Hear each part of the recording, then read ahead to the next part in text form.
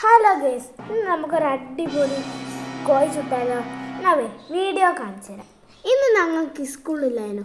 അപ്പോൾ ഞാൻ ഉപ്പനോട് പറഞ്ഞ് കോഴി ചുട്ട് തരുമെന്ന്. അപ്പോൾ ഉപ്പ റൈസ് കാക്കനോടും നാസർപ്പനോട് പറഞ്ഞു. നാസർപ്പയും റൈസ് കാക്കയും ഓക്കെ പറഞ്ഞു. പിന്നെ ഒന്നും നോക്കില്ല, ചുടലോടെ ചുടരുത്.